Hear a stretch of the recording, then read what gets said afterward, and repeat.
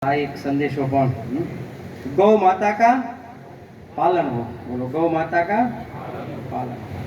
તો આપણી ગાયો બચે, દેશી ગાયો બચે, દેશી દૂધ ગાયનું આપણા છોકરાઓ ખાતા થાય અને શુદ્ધ આ પીઝામાંથી આપણે બહાર નીકળીએ, પાણીપુરીમાંથી બહાર નીકળીએ. અને આ પ્રસાદનો એક સરસ બહુ અર્થ છે માયા, કે પ્રભુના સાક્ષાત દર્શન કરાવે ને એને પ્રસાદ કહેવાય.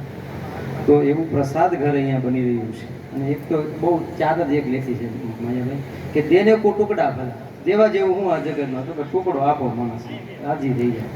એમાં એક ધરપત છે, બાકી ક્યાંય ધરાતા નથી માણસો, પણ અહીંયા એમ કે બસ હવે ધરાઈ જાય. દેને કો ટુકડા ભલા, અને લેવા માટે કાંઈ હોય આ જગતમાં તો પરમાત્માનું નામ છે.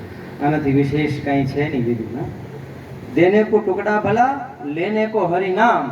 અને છોડવા માટે જો આ જગતમાં કોઈ હોય તો શાસ્ત્ર કહે છે કે અભિમાન છોડી દો. હા, બસ અહીંયા આવીએ ધર્મ મંડપમાં, એટલે હું કલેક્ટર કે હું કમિશનર કે હું ડીએસપી કે હું નેતા, એ બધું નહીં.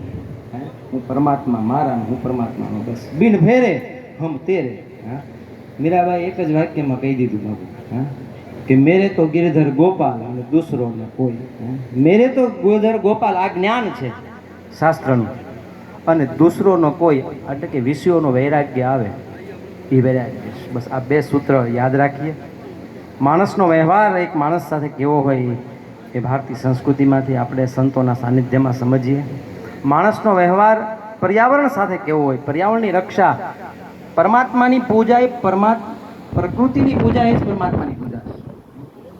તો ઘરે ઘરે તુલસી માતા હોય કમસે કમ, વૃક્ષો વાવીએ, દેશને બચાવીએ. હરિયાળી, આ ગરમી વધતી જાય તમે જુઓ તો વધુ વૃક્ષો કેમ વવાય.